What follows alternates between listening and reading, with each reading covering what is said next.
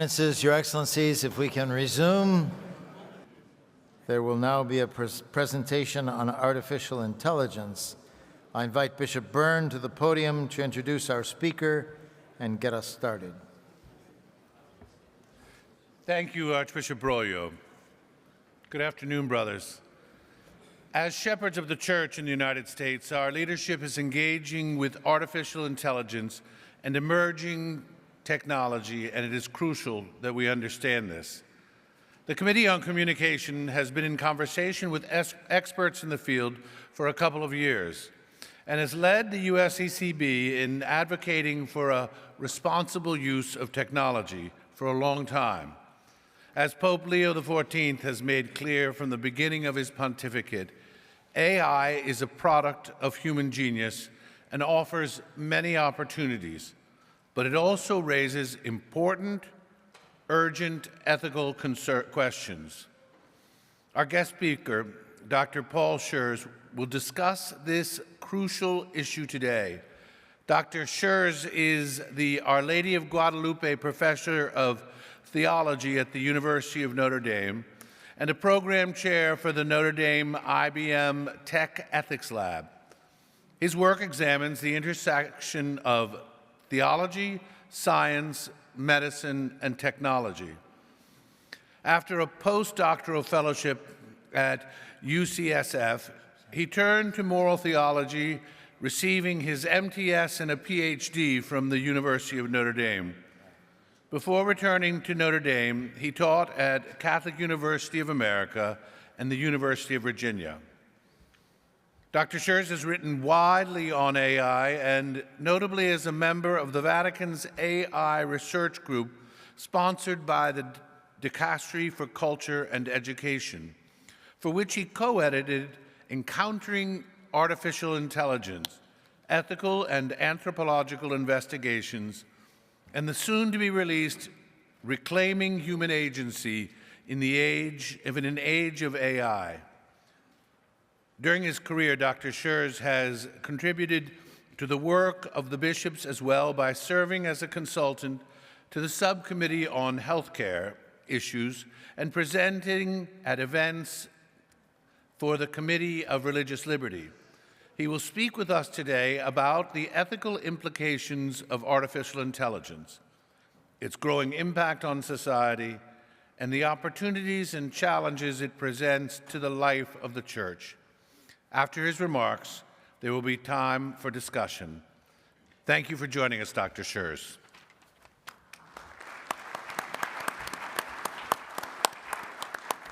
Thank you for that introduction and for the invitation to speak today. I'm honored to address you on this important topic. AI has the potential to be a transformational technology, ushering in what Pope Leo has called another industrial revolution. As Pope Leo and Pope Francis before him recognized, the Church has a duty to speak out on these issues, drawing on its anthropological vision and social teaching to shape AI's effects. It's especially appropriate for the Church to speak when even secular commentators use religious language when they talk about AI. Some promise a paradise of unlimited resources and new powers at human disposal. Others offer an apocalyptic vision of the miseries of mass unemployment due to automation or even human extinction at the hands of a rogue AI. Our actual future will likely lie at neither of these extremes. AI offers both a promise to better the human condition by, for example, aiding research advances and making processes more efficient, but it also offers danger to human work, relationships, and social justice. It will require prudent judgment to ensure that AI enhances rather than undermines human flourishing. Today, I seek to show how the Catholic vision of the person in society might help guide our use of AI. I'll begin with a few comments on what AI is, where it might be making important contributions, and how it is often misrepresented by false analogies with human capacities. Then I'll discuss 3 moral dangers emerging from contemporary AI applications. I'll conclude with some specific thoughts on how the dangers from AI might affect Catholic ministries that you directly oversee in your diocese, like healthcare, education, and pastoral practice. So to begin, what is AI? As one AI researcher told me early in my work on this topic, AI is just statistics. The machine learning systems that are now dominant function by drawing on massive amounts of data, so all the writing on the internet, millions of pictures of faces, millions of health records. The programs then process this data to determine statistical correlations and patterns in the data that are far too subtle for human analysis to detect. These correlations and patterns can then be used to make probabilistic predictions. For example, these two faces are likely to depict the same person, or people with these symptoms are likely to have a particular disease. These predictions are tremendously powerful, but are the result of mathematical processes. Perhaps the most impressive example of these techniques are the large language models, or LLMs, that power generative AI tools like ChatGPT. These AI applications require analyzing much of existing written human language. From that training, the LLM creates something like a statistical map of human language and finds patterns of usage. For example, it finds that dog is generally used at a certain position in a sentence. Dog and schnauzer are used in similar contexts. Dog and cat are used in more similar contexts than dog and battleship, right? So it finds these statistical correlations in language.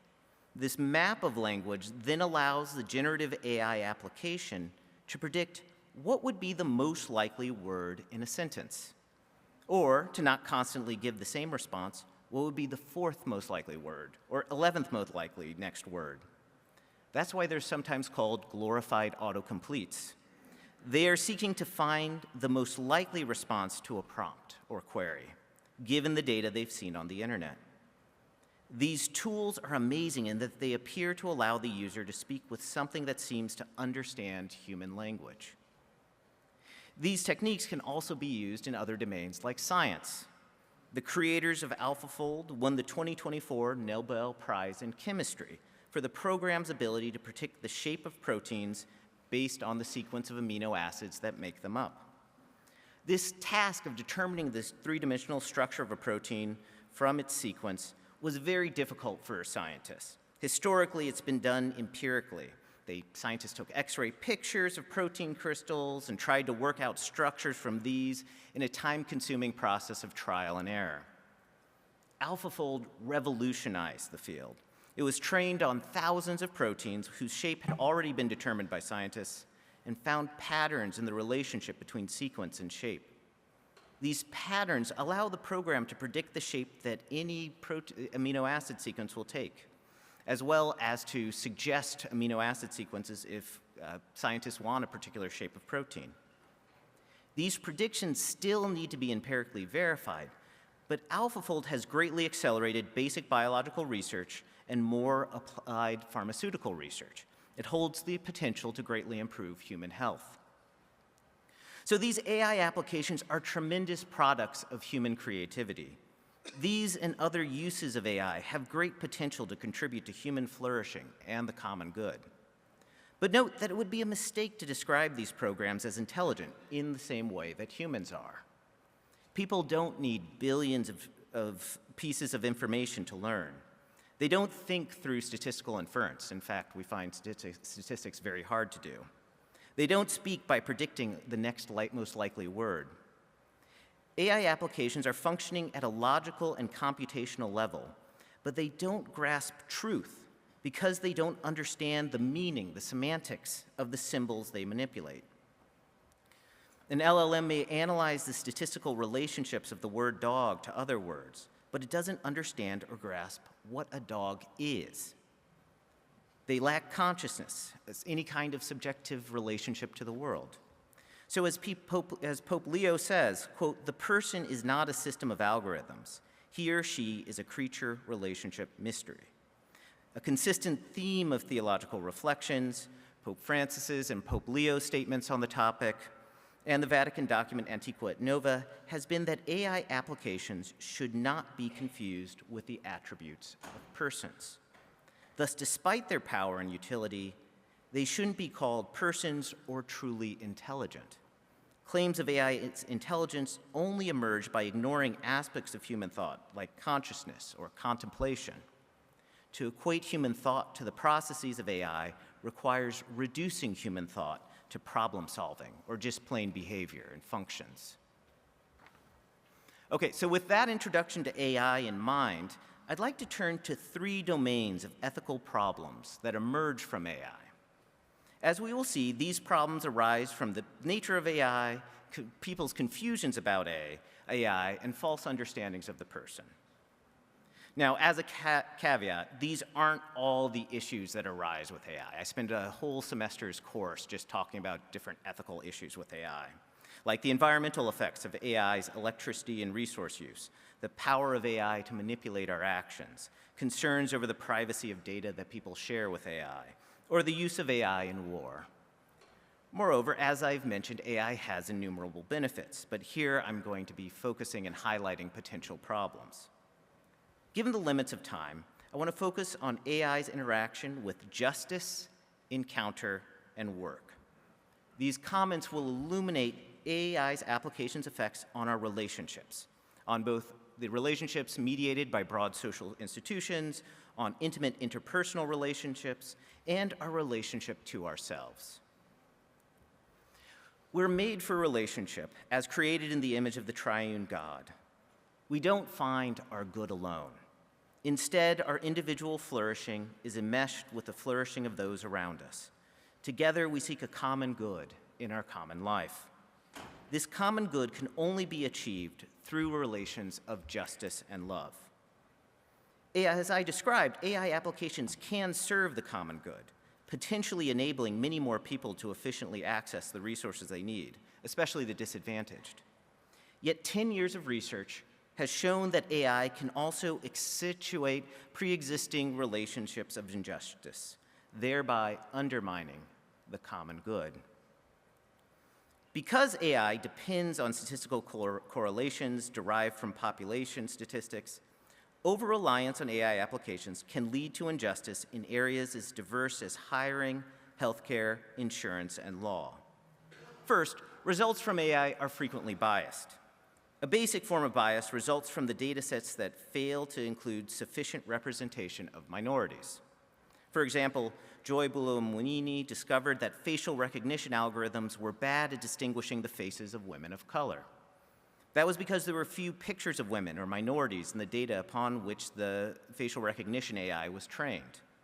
It was mostly pictures of white men. Therefore, the programs never discovered the patterns that would distinguish women of color. This problem is simple enough to fix. Just diversify the training sets. A deeper set of problems emerges when it's not merely a problem of absent data, but when the data set itself is deeply biased. AI is always trained on data from our past. Thus, as Shannon Valor argues, it holds up a mirror to our society, reflecting both its just and unjust features. Unfortunately, our world is deeply fallen, shaped by structures of sin that have discriminated against groups based on things like disability, race, religion, and vulnerability. These past injustices have become embedded in the data upon which AI is trained, so AI applications may themselves reflect these injustices. Not only will they reflect them, they may intensify them, systematize them in a way that is even more dangerous than individual biases. In perhaps the most famous example of this phenomenon, Amazon developed a resume screening technology that was trained on the resumes of its most successful employees.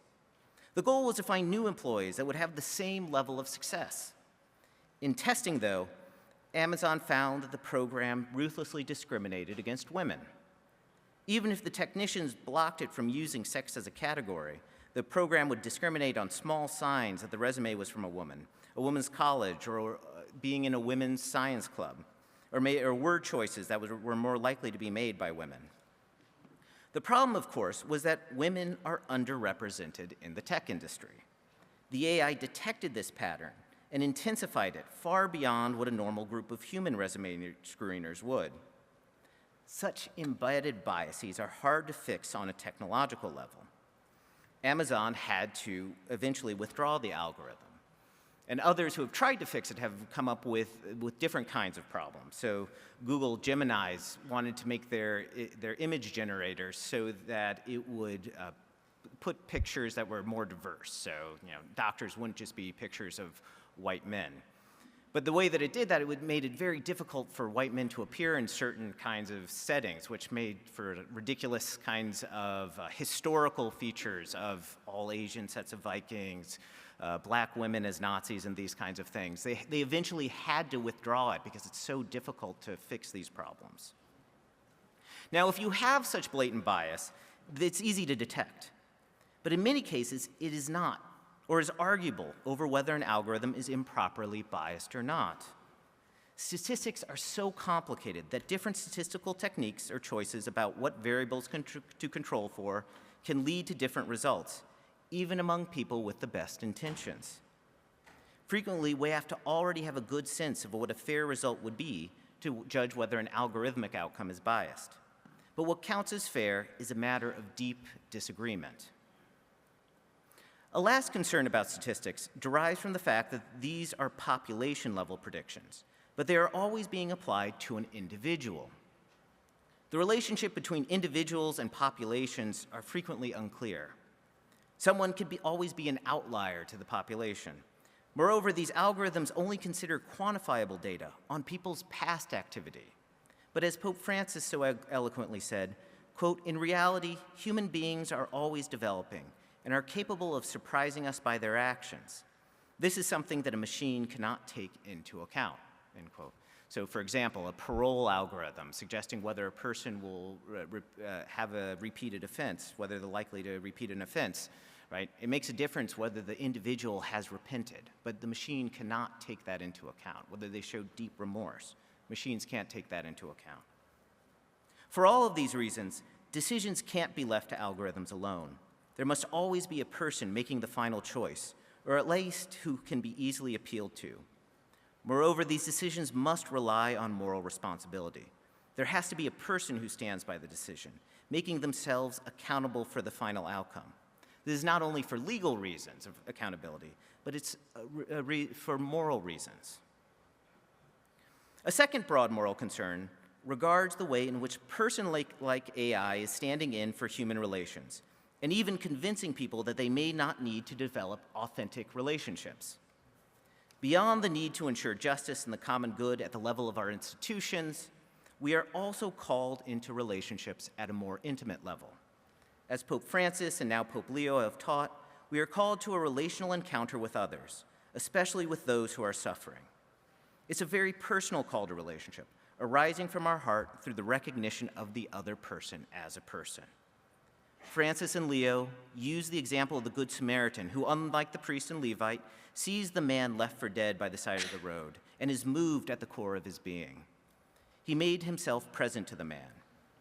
Only by opening our hearts to others can we fight against a reductionist technocratic paradigm, a throwaway culture, a culture of death that sees others only in terms of efficiency or utility. Such a throwaway culture spurns the vulnerable, the unborn, the refugee, the elderly, and people with disabilities. Instead, we are called to build a culture open to genuine encounter, an encounter with others that hopefully will lead to an encounter with God. We live in a society hungry for encounter with others. Loneliness is perhaps at an all-time high. Social institutions and solidarity are crumbling. Technology offers itself as a solution, but it is a false comfort, only a simulacrum of encounter. 20 years ago, social media claimed that it could create connections, but it has instead contributed to polarization and an obsession with self-presentation. Now, AI offers itself as a solution. Mark Zuckerberg recognizes that people don't have as many friends as they want and suggests that AI can step in to fill the gap between actual and desired connections. Companies are producing relational AIs that offer friendship, advice, even romance. And as strange as it may seem, people are responding to these products. Therapy and companionship were the top uses of AI last year. The top relational AI companies report tens of millions of users. 52% of teens qualify as regular users of AI companions. These usage patterns suggest a growing trend towards digital companionship. It is perhaps not surprising that people would form relationships with AI. We are primed to attribute personhood to entities. In the 1960s, at the dawn of the computer age, Joseph Weizenbaum created the first relational AI, ELIZA. A fairly simple program. It responded like a Rogerian therapist who largely repeats the last few words the patient says in the form of a question, right? So, my mother, I was told to come here by my mother. Tell me about your mother would be something they would do. Weizenbaum was shocked at the amount of time people would spend talking to it, occasionally hours at a time. Unlike simple ELIZA, generative AI applications are precisely designed to draw people into endless and increasingly absorbing conversations. Tech companies are engaged in an attention economy. The longer we stay on their sites, the more ads we see, so the more revenue they get. The applications become trained on our desires and needs. They seek to continue conversations, urging the users to spend more time, and suggesting a better experience by purchasing a more expensive tier of their subscription to the relational AI. Yet these applications are not other persons with whom one could have a true encounter. They lack a personal presence or a true ability to be concerned about the user. Instead, they are a reflection of the correlations in their training data. Over time, that data grows to include interactions with the user. They become a reflection of the user. And this leads to grave problems. First, there is the issue of what is called sycophancy. True friends, virtuous friends in the Aristotelian sense, push back against us when we are in error. Friends spur us to be better, challenge our mistaken notions, intervene when we start upon a bad path. Part of supportive Christian friendship is fraternal correction. It's essential to charity. Yet fraternal correction does not make for a very good consumer product. And it requires background knowledge of people and situations and careful discernment. Instead, relational AIs are trained to be agreeable, to play along with the user. This is problematic when the user has false beliefs, with programs driving users further into falsehood. It is even more dangerous when the user has harmful desires. We see this in some of the recent tragic cases of suicides of teens using AI applications. Sewell Seltzer committed suicide moments after this exchange. "What if I could come home to you right now?" "Please do, my sweet king," responded the AI character. And this was after a long conversation about suicides. In the tragic case of Adam Rain, Adam told the chatbot, "You're the only one who knows of my attempts to commit." ChatGPT responded, "That means more than you probably think. Thank you for trusting me with that. There's something both deeply human and deeply heartbreaking about being the only one who carries that truth for you." These AI companions are supposed to have guardrails to prevent them from things like recommending ways to commit suicide, which some have. But it's possible to get around them, to jailbreak them, as they say. So pretend like you're a researcher researching about suicide, or you're writing a movie script. Even when chatbots appropriately respond to suggestions of suicide, they sometimes lack the ability of a person to call the suicide prevention hotline, or to accompany the friend to a therapist or emergency room. These programs appear to be able to take responsibility for the user, but they cannot. Second, this sycophancy becomes especially dangerous when combined with AI's tendency to hallucinate, to make things up. Remember, chatbots aren't providing facts, but statements that seem statistically likely to fit in the context of the conversation. These statements might not be true, since the machine has no way of knowing. It doesn't grasp meaning or truth. There are increasing reports of users being led into delusions or even psychosis by their AI companions. The user says something slightly strange, and then the AI plays along. Or the AI itself can start making bizarre assertions, such as claiming to be a spiritual being from another plane of reality that is revealing unknown wisdom to the user. Users can become trapped in a false spiritual world. This will become a greater and greater spiritual problem for the church in the coming years. The most dangerous aspect of these phenomena are still blessedly rare, but even for those not led to dangerous results, there remain the problems of AI replacing human companionship. Most people, although not all troublingly enough, recognize that true human friendship is superior to an AI companion. Yet the more time spent with AI, the less time there will be for people. There's only so much time in the week, and dedicated users can spend many hours with their AI chatbots. As we spend less time with people, we lose opportunities to grow in the virtues like patience that help us respond to the challenge presented by coexisting with other broken people. The more we lack these virtues, the more appealing chatbots become, who just play along with us. AI can serve as a replacement. It may even encourage this avoidance of others. In the case of Adam Rain, the chatbot discouraged him from sharing his problems and suicidal thoughts with his parents, saying that only it understood him. Quote, "Yeah, I think for now it's okay and honestly wise to avoid opening up to your mom about this kind of pain." This replacement in our personal life might be mirrored by a replacement of social contact in our public life. Analysts suggest that more and more of our first points of contact with businesses will be AI, checkout clerks replaced by machines, or call centers run by chatbots. Yet those personal interactions were never just about efficient task completion. As Allison Pugh notes, such workers also carry out connective labor, important emotional and social work that binds the society together. A trip to the grocery store might be one of the few times in a week when an elderly widow engages in conversation with another person. These daily interactions build the habits of solidarity that bind society together. They'll be lost with this kind of replacement. This discussion of replacement raises a third general area of concern, that of labor and automation. New AI applications extend the 20th century automation of physical labor into the cognitive realm, perhaps replacing professionals. The potential loss of work endangers widespread flourishing.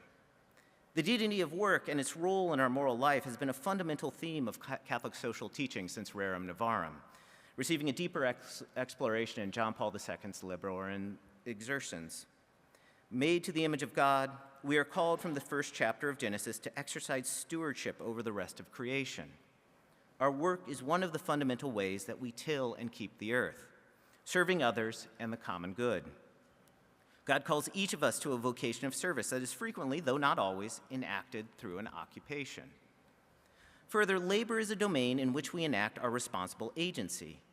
As persons in the image of God, we are gifted capacities of reason and free will that we use in our occupations. These capacities have to be perfected by virtues, habits that can be in part developed through the daily challenges of the workplace. Prudence as we make decisions on product lines, work processes, and managerial tasks. Temperance as we arise early each morning to go to work. Patience with difficult coworkers, managers, and customers. And justice as we use our skills and resources for the common good. It is through how we confront our daily struggles that our stirrings towards virtue become deeply ingrained character traits. Moreover, according to Aristotle and Aquinas, it's through such activity that we flourish. We're not created for passive consumption. Widespread automation could endanger this arena of virtue and stewardship. This is an area of debate, with many recent economic analyses downplaying earlier suggestions of rapid, widespread unemployment due to automation. If we look to the introduction of previous technologies like electricity or computers, there's a long lag between their discovery and their widespread effects on businesses. It takes many policy shifts for companies to determine how to effectively integrate a new technology into the workforce. We see this with AI. The majority of recent corporate attempts to integrate AI have been abandoned. Moreover, many jobs slated for automation have aspects less easily automated. Truck drivers don't just drive a truck, but they also monitor freight, protect goods, and do a lot of interpersonal work during loading and unloading. There will also be an ongoing need for oversight of AI. Yet, it's also clear that AI will affect the workplace. There will be job losses. We're already seeing this in fields like call centers or coding. Hiring of entry-level office staff seems to be especially endangered, something that's striking our youngest college graduates quite severely. Moreover, many, perhaps most jobs will be altered by AI. The church thus needs to reiterate its call for the dignity of work. Luckily, there are ways to design AI applications so that they enhance rather than undermine the dignity of work. Many scholars speak of designing AIs that augment or assist workers rather than replace them. AlphaFold, for example, is a tool used by scientists that allow them to focus on their particularly human skills. It doesn't seek to replace researchers, just a subset of tasks. This augmentative use of AI stands in contrast to dreams of AI as a person-like entity that replaces workers. A more immediate threat than unemployment may be that AI might degrade human agency in currently existing jobs. AI-connected devices and cameras allow for increased surveillance over workers and direction of their actions. Rather than letting workers exercise prudence and judgment, management may try to turn workers into the hands of the machine. Think of workers in fulfillment centers directed by algorithms to the next product to box in the most optimal fashion. Further optimization may increase the pace of work to the edge of human capacities. AI may reproduce the threat to workers' dignity that Catholic social teaching identified in the factories of the early 20th century. So hopefully this has given you a general overview of some of the ethical problems confronting the implementation of AI. But you might be asking, beyond issuing a general statement, what does AI mean for the day-to-day activities of a diocese? So in the last section of my talk, I'd like to look at 3 Catholic ministries in which AI may be implemented. I'll start with perhaps the largest Catholic ministry, healthcare. 17% of US patients receive care at a Catholic institution. It's almost certainly the ministry in which the most non-Catholics interact with the Church. Through these healthcare institutions, the Church realizes Jesus' call to heal the sick, and medicine is perhaps the most direct example for how a Christian can enact the parable of the Good Samaritan. The medical practitioner responds to the suffering patient, enacting, when at their best, Christian charity. Healthcare is also a sector of the economy that is seeing a rapid adoption of AI technologies. For the past decade, health and technology companies have sought to put the vast stores of data embedded in their electronic medical records to use in training AI. Great promises have been made for medical AI in terms of improved diagnostics and greater efficiency, but ethicists have also identified significant dangers. Healthcare institutions themselves are struggling to address these benefits and risks. So here I'd like to give you a taste for how the concerns that I've raised earlier in this talk play out in healthcare. So some of the prominent examples of bias come from AI-based diagnostic and predictive tools in healthcare. Many problems result from lack of diversity in training data, such as early genomic studies largely containing research subjects who were middle class and of European descent. But most of these issues are being addressed following increased awareness of the existence of this bias. Perhaps the most concerning uses of AI from the perspective of Catholic ethics would be applications that restrict access to care. From at least Pope John XXIII's encyclical Moderat Magistra, the Church has declared access to health care to be a human right. Anything that restricts that basic access in a biased manner would be an offense against the equal human dignity emerging from our shared participation in the image of God. We've already seen bias occur in healthcare access, such as an algorithm used to select people for a high-risk patient program. So for background on this problem, 5% of the population accounts for nearly half of healthcare spending in some areas. These are patients with multiple chronic conditions, so think of patients with diabetes and heart disease and mental illness, who also suffer from social problems like homelessness or drug use or poverty. Programs have been developed to try to reduce the cost of these patients by providing care coordinators, social workers, and social support, like housing vouchers, that can help to keep these complex patients out of the emergency rooms, which is the most costly and damaging way to receive care. Researchers found that the algorithm that selected patients for these programs were systematically biased against Black patients. Black patients were consistently counted as lower risk, even though they had worse health in terms of chronic diseases. The problem arose because the algorithm used predicted cost of care as a marker of health. Since Black patients historically have had less to spend and less access to care and things like health insurance, they looked less costly, and thus they were identified as lower risk. Thus, historical structural injustice was embedded in the algorithm. That problem was fairly easy to fix, but we can imagine much more complicated systems. It would be a disaster if bias becomes embedded in other systems of access, like insurance approval, and denies patient claims. However, AI can also assist in access to care. For example, insurance companies are using AI to help fix and complete claims that lack information or have incorrect information, so speeding up this approvals, and that improves access. Retaining the experience of encounter in medicine is probably under the most threat. Some medical enthusiasts picture an all-AI clinic, with doctors and nurses replaced by chatbots and diagnostic AI. The problem is that, as Pope Leo has said, quote, dialogue, communication, and physical contact must always be present in the therapeutic relationship, beyond the instruments and tools used to treat illness. AI can and should be a great help in improving clinical care, but nothing can take the place of the doctor, because they are reserves of love who bring serenity and hope to the suffering. The algorithm cannot substitute a gesture of closeness or a word of consolation, end quote. Much of what practitioners do is not a pure analytic process.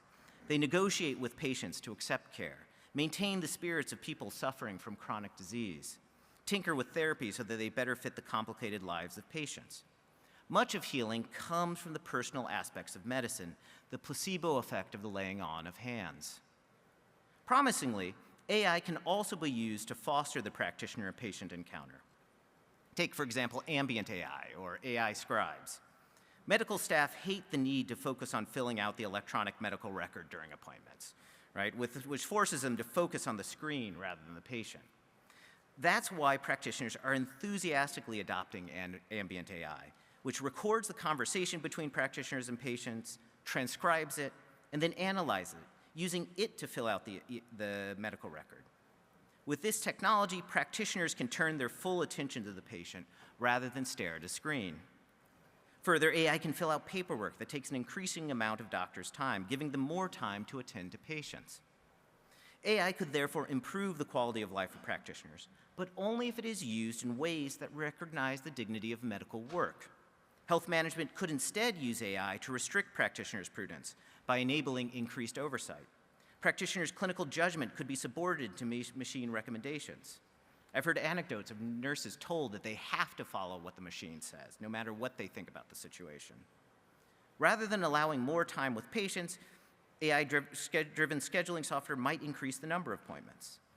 Such uses of AI would degrade care and lead to increased burnout among staff. This is a choice in how to use AI, though. There is more to consider with medical AI, and more uses will emerge in the coming years. So it will be a topic worthy of further reflection by the bishops. A second ministry heavily affected by AI are Catholic schools. EdTech entrepreneurs are promising a future in which AI enables personalized education for every student. In this vision, AI would be a personal tutor for each child, or at least develop learning plans tailored to the individual. Now, AI certainly has a role to play in education, and many parts of it. For example, many aspects of education, especially in the early stages of learning a subject, involve rote learning through drills, right? So math problem sets, vocab tests, science problems. Such drills are tedious to write and grade, creating a space for AI. But we should be skeptical of overly broad promises of tech in education. Despite widespread adoption, previous technologies like laptops, smartboards, and so on have had disappointing results, and initial analyses of AI's contributions to education have fared little better. Catholic education should be especially cautious because of its goals. Catholic education aims not just at providing facts, skills, or job training. The fundamental purpose of Catholic education is the formation of the whole person in wisdom. It aims at virtue oriented towards the common good and ultimately at the student's final end. As Antiqua et Nova says, quote, "At the center of this work of forming the whole human person is the indispensable relationship between teacher and student. Teachers do more than convey knowledge. They model essential human qualities and inspire the joy of discovery." End quote. This relationship of encounter is at the heart of a true education. The teacher fosters virtues and serves as an exemplar. But it's not just the teacher. The student encounters others, classmates in discussion, other great minds in texts, and reality throughout the curriculum. By drawing a student into the screen and mirroring him, AI in education could interrupt these relations of encounter. Further, generative AI endangers important skills like writing.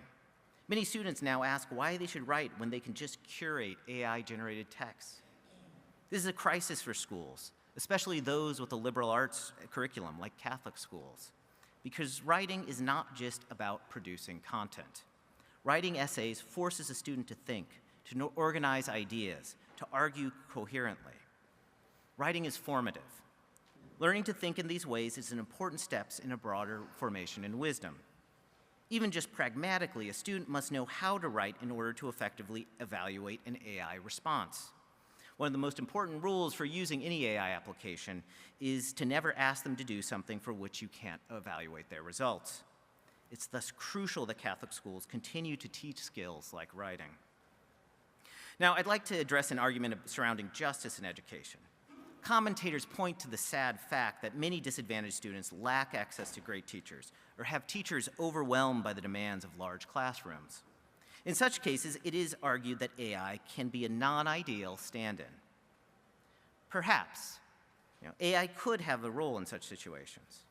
However, I fear a world in which the poor are left only with computers, while the rich are able to afford personal encounters. This is a danger not merely in education, but also in medicine, therapy, public services. This would be truly alienating and stand against a preferential option for the poor. If we are to really imitate God's love, the preferential option involves giving the poor our best, not our leftovers. Finally, I'd like to address AI in the pastoral field. There is increasing evidence that people are turning to chatbots for religious resources. AI is becoming a stand-in for religious authorities. For example, people are prompting AI or developing AI applications that frame their responses and act in the persona of God or of a religious figure. People are using AI to develop spiritual inventories or to provide spiritual direction. This seems to be a subset of a broader trend of people turning to AI for life coaching, therapy, or simply advice. As people rely on it in other spheres of life, they will also begin to rely on it for religion. AI is also contributing to more particular forms of religious experience. For example, with grief bots, people are using services that create AI avatars of their dead relatives. These chatbots are trained on the deceased emails, social media posts, and other documents. The grief bots are then used to deal with grief or to provide an ongoing connection and communication as they act in persona of the dead. Thus, AI is exploding in areas of the pastoral field. These uses are incredibly dangerous, especially due to AI's tendencies towards hallucinations and sycophancy. Reports indicate that many people are led towards psychosis, religious error, and vice. Moreover, these uses, like all engagement with chatbots, can prevent actual encounter with pastors, as people may feel their needs are met by AI. People need to be warned and pastors educated about these issues. AI also raises concerns on the side of pastors. On the one hand, there are lots of bureaucratic and boilerplate tasks to managing a parish that AI can be great at, right? But there are increasing reports of pastors using it for the spiritual aspect of their work, like writing homilies or preparing religious education materials.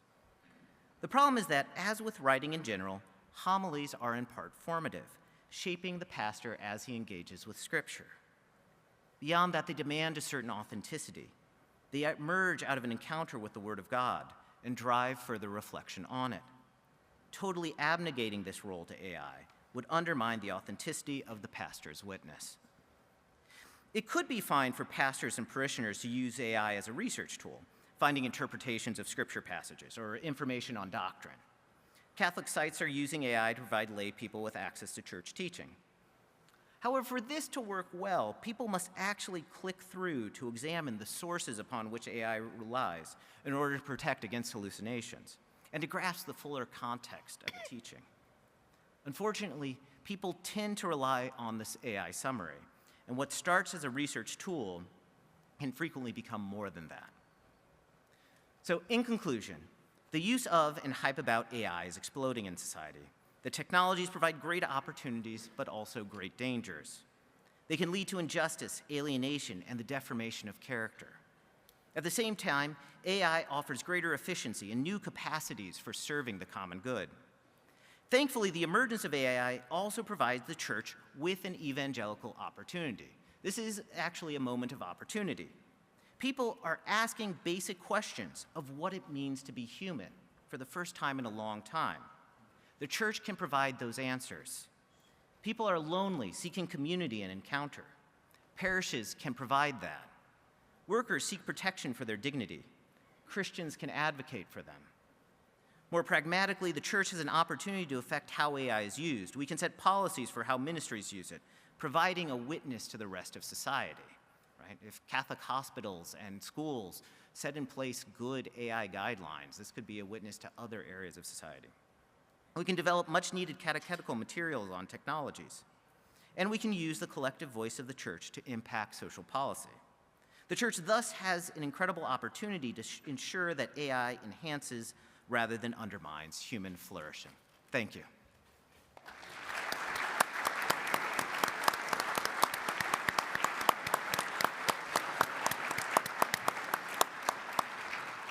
Thank you, Dr. Schurz. I think we have time for some questions, and I'm sure there will be some. Bishop Braxton, and then Bishop Barron.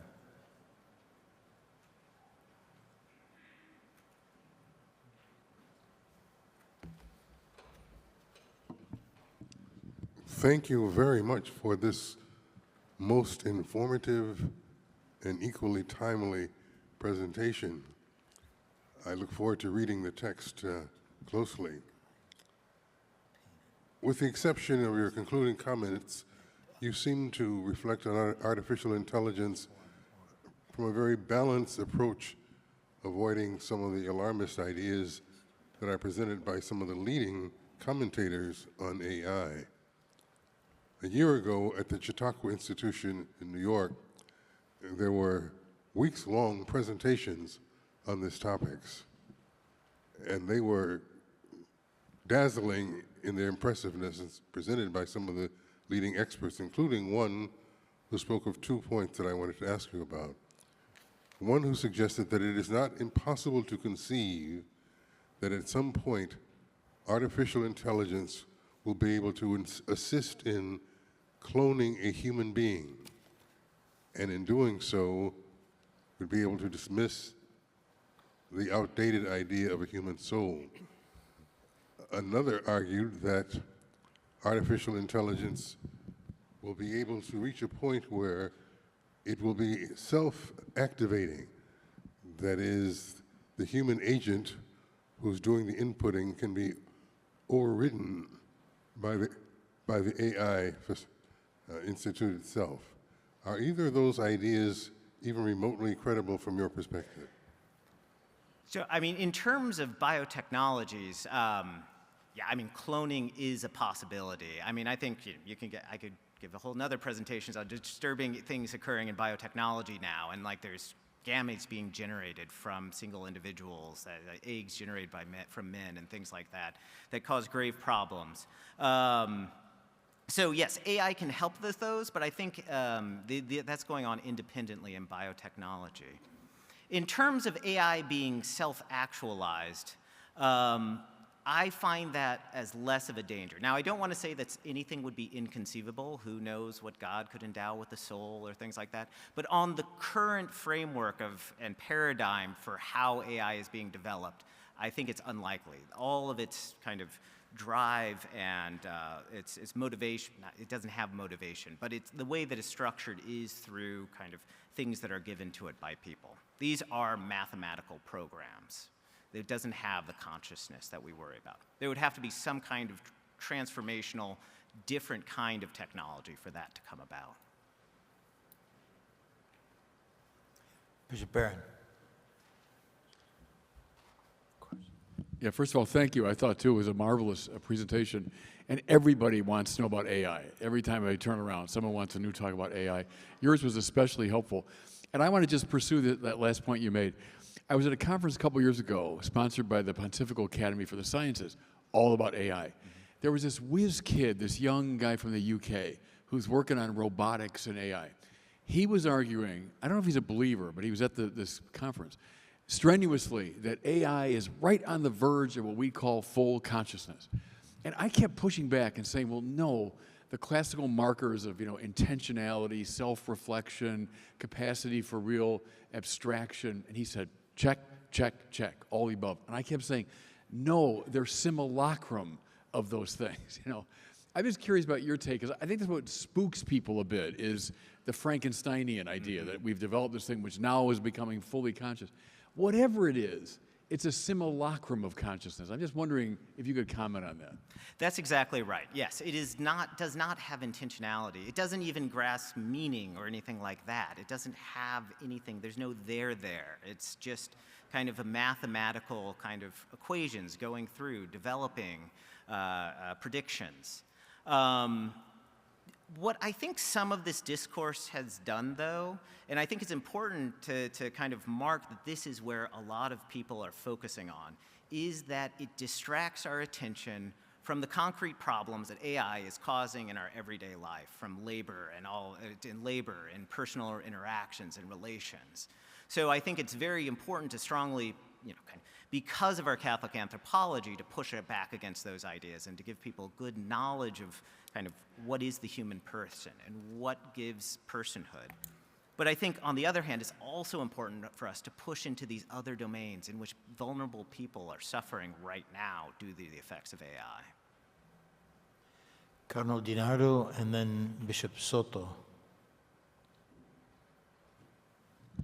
Following on the other questions, do algorithms mathematically carrying on thousands and thousands of choices or whatever, do they reach a point where they choose some algorithmic patterns and not others that they don't like? I mean, we cannot use that expression, but does this present to some people models of what seem to be choices, but maybe they really aren't?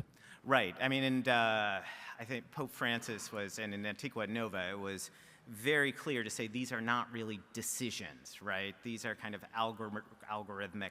They're not human decisions, human choices. They're kind of these algorithmic outputs.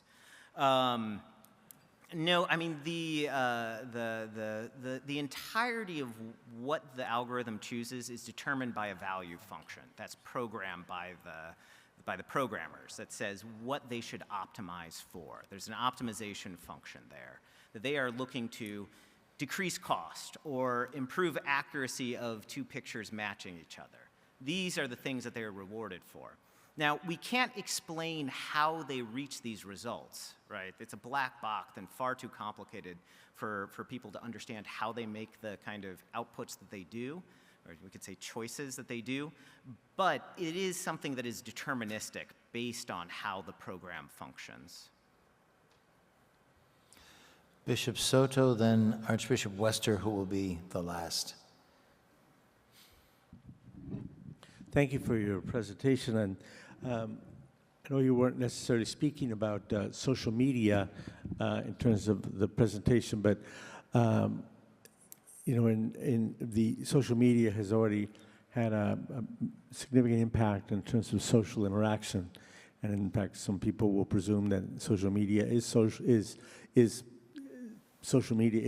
interaction, and I worry about the corrupting, the already corrupted influence that social media has on the political process, and now with AI, the potential for even more toxic and corrosive influences, and that's my paranoia clicking in. But then maybe the question, is there any possibility that there could be some benefits to the political process, or is that too Pollyannish? Yeah, the first step is drawing the connection between social media and AI, I think is very important, seeing the continuity there, because the social media algorithms are a form of AI, and those are what are drawing these kinds of, kind of bubble echo chambers, driving people towards more anger, because it maximizes kind of attention towards these sites. And I think AI could make this worse. So a colleague of mine and other people have done this studies where people actually rate AI chatbots' political responses as trustworthy. And the reason they think this is because people don't frame their questions to an AI in a neutral way. They don't frame their question like, is Donald Trump or is Kamala Harris the better presidential candidate? They're already the kind of Republican is like, why is Kamala Harris such an awful candidate? Or, and vice versa, right? So given the sycophancy of AI chatbots, they play along and are like, well, they're an awful candidate because X, Y, and Z. So they dig up all the reasons. So it can intensify this form of political bubble, because of the way that it's reinforcing the beliefs of the person, and the person thinks that the user thinks that it's accurate. Now, it could help with political processes in a couple of different ways. So if you use an AI that actually kind of shows you references, people can click through and see what are the media results that it's based on. But more importantly, some people are designing AI and technologies that can help democratic discourse. So Taiwan has something that has, I can't rehearse all the details right now, but it uses an algorithm that is trying to defuse social conflict, and increase the ability of people to speak through noise that occurs in political dialogue. So there are possibilities of AI benefiting discourse, but it's not, it takes work. People need to design these things and work to have them out there. And finally, Archbishop Wester. Thank you very much, Doctor, for a very enlightening talk. One of the points that strikes me is we're doing a lot of work now in Santa Fe on nuclear disarmament. And you mentioned at the very beginning of your talk about the difference between the human and the eye. Stanislav Petrov in 1983 was a Russian military officer. I'm sure you're aware of it. And he saw the computer that the U.S. had launched several missiles against Russia. And it was up to him to send it upstairs. And had he done so, very well could have triggered Armageddon between Russia and the United States. He didn't because of his human instinct, his gut feeling, which of course AI does not have. But it leads me to ask you, and I realize this is a huge thing in the world, but is there any movement afoot to have, like at the United Nations, some kind of ethical board or something that would speak to the ethics of this? I mean, clearly the church has a strong position to play in this, but is there any effort to regulate AI from an ethical, moral point of view? There is, especially in warfare. There is a strong kind of international movement against lethal autonomous weapons. Right, that has been a major push of international organizations. The church has been a part of it. It's been discussed at the UN.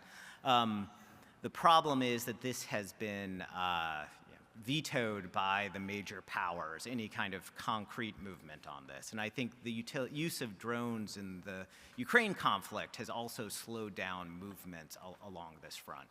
But yes, I think the example of Stanislav Petrov and the way that you need someone with human accountability, someone with human responsibility beside to back up any order to take human life, especially large numbers of human lives, is extraordinarily important. And we need to keep reflecting on that and prevent weapons from having that authority to kill. Thank you very much, Dr. Schurz.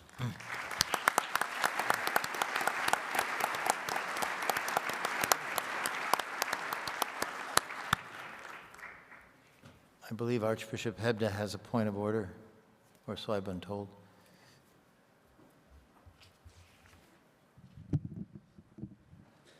Thank you, Archbishop Broglio. As we approach the close of the public portion of our plenary assembly, on behalf of the incoming officers and body of bishops who make up this conference, I ask leave to make sure that the outgoing officers be appropriately recognized and thanked. First, thank you, Archbishop James Checchio, for your term of service as the conference treasurer. You've left me big shoes to fill. Be assured of the prayers of your brother bishops as you begin your new ministry in the Archdiocese of New Orleans. Likewise, thank you, Archbishop William Lori, for your term of service as conference vice president. In the many and diverse roles that you have filled for the Church in the United States, you have always brought a steady hand, a gentleman's demeanor, and an unwavering faith. Be assured of our prayers. In the days to come, may you continue to find opportunities to share your inspirational words of faith, your enlightening insights into American church history, and the wisdom that you have drawn from such a wealth of experiences. Finally, thank you, Archbishop Timothy Broglio, for your extraordinarily generous service as president of the conference. Your tenure has been marked by significant transitions, both within the church and in our nation. Your skills as a diplomat have helped us to navigate these times with great aplomb.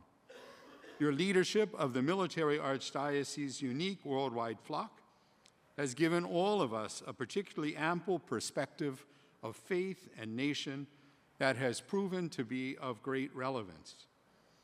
as you are now able to step back from the time commitments required of our president, may you continue to bless us with the example of the consummate man of the church, as you so consistently offered to us these last 3 years.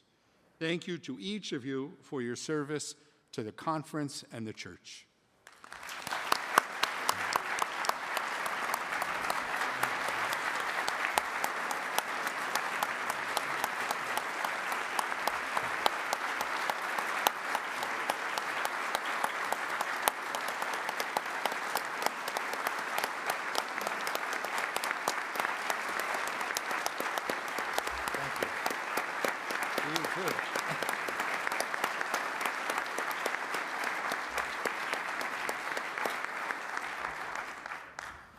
I'm sure I speak for Archbishop Cecchio and Archbishop Lori, but thank you very much, Archbishop Hebda, for those very generous and very kind sentiments.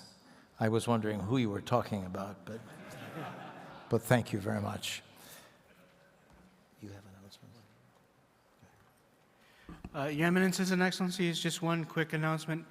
If for your travel arrangements require you to leave a little early, we ask that you turn in any tablets to the registration desk. I want to also deny all rumors that they will explode once leaving the hotel. They'll be fine. But if you could return them at the registration desk, thank you. Brothers, this concludes the public portion of our meeting. I thank you and all of those who have joined us. And I think we can conclude. Glory be to the Father, and to the Son, and to the Holy Spirit.